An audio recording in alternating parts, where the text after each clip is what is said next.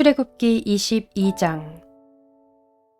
어떤 사람이 소나 양을 도둑질하여 그것을 잡거나 팔면 그는 소 한 마리에는 소 5마리로 양 한 마리에는 양 4마리로 갚아야 한다. 밤에 도둑이 몰래 들어온 것을 알고서 그를 때려서 죽였을 경우에는 죽인 사람에게 살인죄가 없다. 그러나 해가 뜬 다음에 이런 일이 생기면 그에게 살인죄가 있다. 훔친 것은 반드시 물어내야 한다.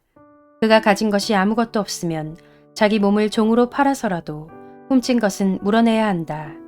그가 도둑질한 짐승이 소든지 나귀든지 양이든지 아직 산채로 그의 손에 있으면 그는 그것을 2갑절로 물어주어야 한다. 어떤 사람이 밭이나 포도원에서 집 짐승을 풀어놓아서 풀을 뜯게 하다가 이 집 짐승이 남의 밭의 농작물을 모두 뜯어 먹었으면 그는 자기 밭의 가장 좋은 소출과 자기 포도원의 가장 좋은 소출로 그것을 물어주어야 한다. 불이 나서 가시덤불로 옮겨 붙어서 남의 낯가리나 거두지 않은 곡식이나 밭을 태웠으면 불을 놓은 사람은 그것을 반드시 물어주어야 한다. 어떤 사람이 그 이웃에게 돈이나 물품을 보관하여 달라고 맡겼는데 그 맡은 집에 도둑이 들었을 때에 그 도둑이 잡히면 도둑이 그것을 갑절로 물어내야 한다. 그러나 도둑이 잡히지 않으면 그 집 주인이 하나님 앞으로 나가서 그 이웃의 물건에 손을 댔는지 안 댔는지를 판결받아야 한다. 소든지 나귀든지 양이든지 의복이든지 그 밖에 어떤 분실물이든지 그것을 서로 자기 것이라고 주장하는 사건이 생기면 양쪽 다 하나님 앞으로 나아가야 하며 하나님께 유죄 판결을 받은 사람은 그 상대방에게 갑절로 물어주어야 한다. 어떤 사람이 그 이웃에게 나귀든지 소든지 양이든지 그 밖에 어떤 집 짐승이든지 무엇이든지 지켜달라고 맡겼는데 그것이 죽거나 다치거나 아무도 모르게 없어졌으면 그것을 맡은 사람이 이웃의 짐승을 가로채지 않았음을 주 앞에서 맹세함으로써 둘의 옳고 그름을 가려야 한다. 이 경우에 그 임자가 맹세를 받아들이면 그는 물어내지 않아도 된다. 그러나 도둑 맞은 것이 확실하면 그는 그 임자에게 도둑 맞은 것을 물어주어야 한다. 그것이 맹수에게 찢겨서 죽었으면 그 증거물을 가져다 주어야 하는데 이 경우에 그는 그 찢겨서 죽은 것을 물어주지 않아도 된다. 어떤 사람이 그 이웃에게서 짐승을 빌려왔는데 그것이 다치거나 죽을 때에 그 임자가 그 자리에 함께 있지 않았으면 그는 반드시 물어주어야 한다. 그러나 그 임자가 그 자리에 함께 있었으면 그는 그 짐승을 물어주지 않아도 된다. 그 짐승이 세를 낸 것이면 그 쇳돈을 계산해서 주어야 한다. 어떤 사람이 아직 약혼하지 않은 처녀를 꿰어서 건드리면 그는 반드시 신부의 몸값을 내고 그 여자를 아내로 맞아들여야 한다. 그 여자의 아버지가 자기 딸을 그에게 절대로 주지 않겠다고 하면 그는 처녀를 신부로 데려올 때에 내는 값에 해당하는 금액을 치러야 한다. 마술을 부리는 여자는 살려두어서는 안 된다. 짐승과 교접하는 자는 반드시 사형에 처하여야 한다. 주 밖에 다른 신에게 제사를 드리는 자는 반드시 없애야 한다. 너희는 너희에게 몸붙여 사는 나그네를 학대하거나 억압해서는 안 된다. 너희도 이집트 땅에서 몸붙여 살던 나그네였다. 너희는 과부나 고아를 괴롭히면 안 된다. 너희가 그들을 괴롭혀서 그들이 나에게 부르짖으면 나는 반드시 그들의 부르짖음을 들어주겠다. 나는 분노를 터뜨려서 너희를 칼로 죽이겠다. 그렇게 되면 너희 아내는 과부가 될 것이며 너희 자식들은 고아가 될 것이다. 너희가 너희 가운데서 가난하게 사는 나의 백성에게 돈을 꾸어 주었으면 너희는 그에게 빚쟁이처럼 재촉해서도 안 되고 이자를 받아도 안 된다. 너희가 정녕 너희 이웃에게서 겉옷을 담보로 잡거든 해가 지기 전에 그에게 돌려주어야 한다. 그가 덮을 것이라고는 오직 그것뿐이다. 몸을 가릴 것이라고는 그것밖에 없는데 그가 무엇을 덮고 자겠느냐. 그가 나에게 부르짖으면 자애로운 나는 들어주지 않을 수 없다. 너희는 하나님께 욕되는 말을 하거나 너희 백성의 지도자를 저주하지 못한다. 너희는 곡식을 거두거나 포도주를 빚거나 올리브 기름을 짠 다음에는 거기에서 얼마를 나에게 제물로 바쳐야 한다. 너희는 맏 아들들을 나에게 바쳐야 한다. 너희 소나 양도 처음 난 것은 나에게 바쳐야 한다.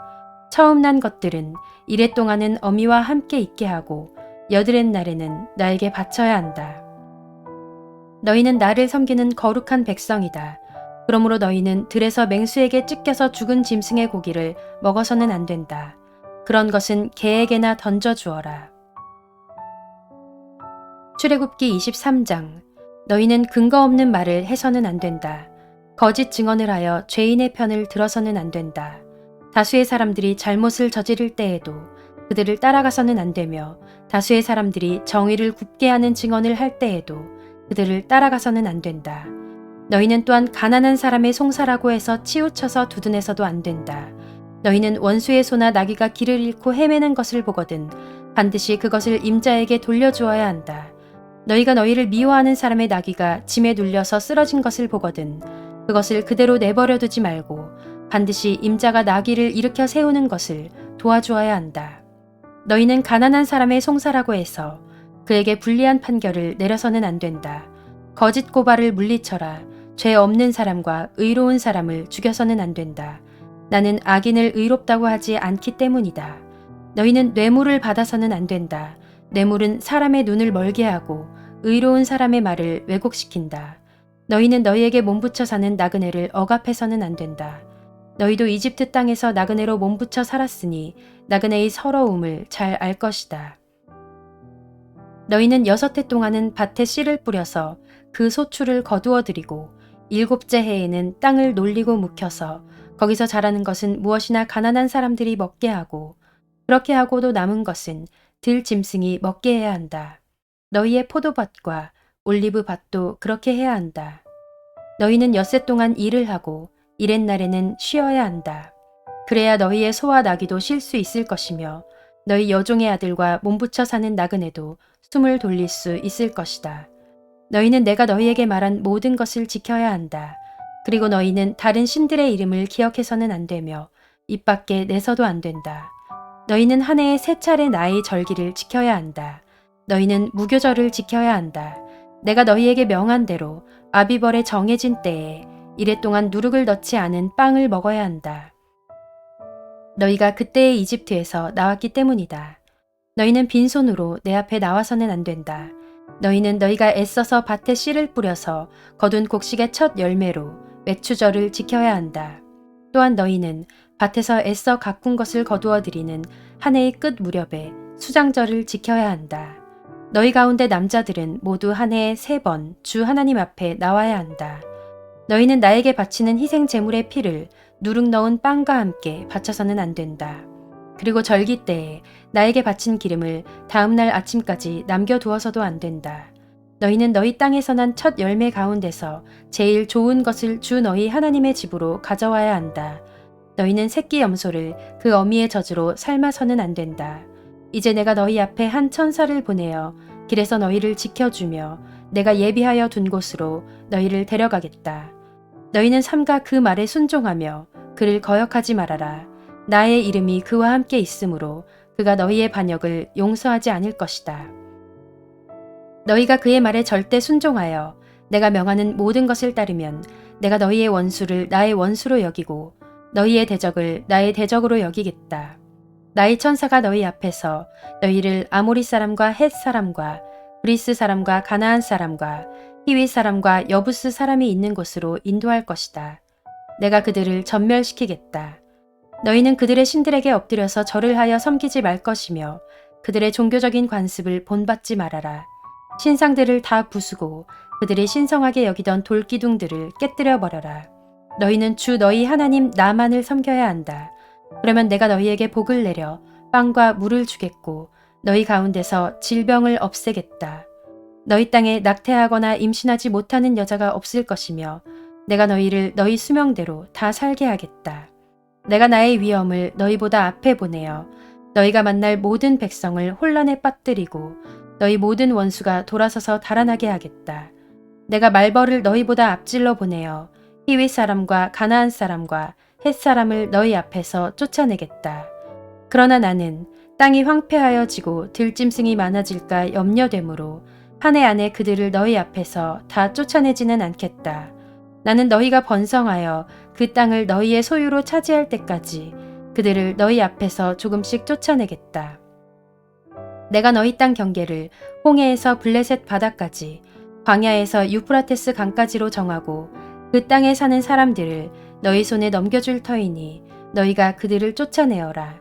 너희는 그들과 언약을 맺지 말아라. 그들의 신들과도 언약을 맺지 말아라. 너희는 그들을 너희 땅에서 살지 못하게 하여라.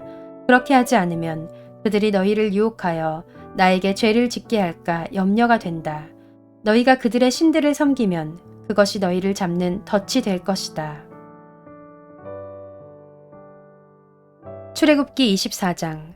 주님께서 모세에게 말씀하셨다.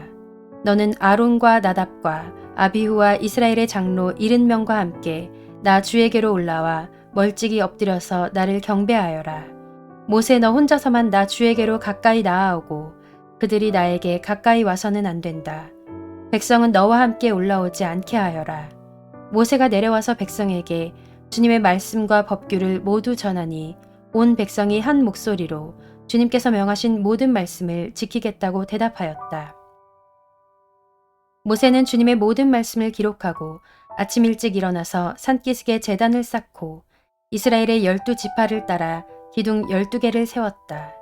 그는 이스라엘 자손들 가운데서 젊은이들을 보내어 숫송아지들을 잡아 주님께 번제를 올리게 하고 화목 제물을 드리게 하였다. 모세는 그 피의 절반은 그릇에 담아놓고 나머지 절반은 제단에 뿌렸다. 그리고 그가 언약의 책을 들고 백성에게 낭독하니 그들은 주님께서 명하신 모든 말씀을 받들어 지키겠다고 말하였다. 모세는 피를 가져다가 백성에게 뿌리며 말하였다.